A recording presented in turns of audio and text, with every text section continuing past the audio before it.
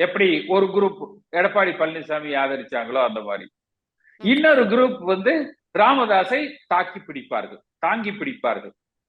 அவர்களது நோக்கம் பாட்டாளி மக்கள் கட்சியை ஒன்றுபடுத்துவதாக இருக்காது. ஒரு 7 சீட் 10 சீட் 8 சீட் இருக்குன்னா, ஒரு உதாரணத்துக்கு நான் சொல்றேன், ராமதாஸ ஒரு தனி குரூப்பா வச்சு அவருக்கு ஒரு 3 சீட்டு 4 சீட்டு, அன்புமணிய ஒரு தனி குரூப்பா வச்சு அவருக்கு ஒரு 3 சீட்டு 4 சீட் பிரிச்சிருவாங்க அப்படியே. பின்ன அதாவது அவர்களது இதே இந்த காய்கறி நறுக்கிற மாதிரி சின்ன சின்ன பீஸா நறுக்கி அதை அவர்களோடு இணைத்துக் கொள்வதுதான் அவர்களோடது. இப்போ ஆனா 26 அன்பு தேர்தல்லயே பாமக 2ஆக இருக்கும். அன்புமணி பாமக, ராமதாஸ் பாமகன்னு இவங்களுக்கு கொஞ்சம் சீட்டு, இவங்களுக்கு கொஞ்சம் சீட்டு அப்படி பிரிச்சு கொடுப்பாங்கன்னு சொல்றீங்களா? ஒன்றிணைக்க முயற்சி இதுல இல்லங்கிறீங்களா?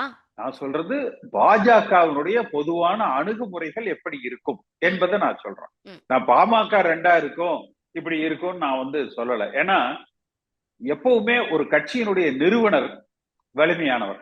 அன்புமணியை பொறுத்த வரைக்கும் இன்றைக்கும் அவர் ஒரு அமுல் பேபியா மட்டும்தான் வந்து பார்க்கப்படுகிறார்.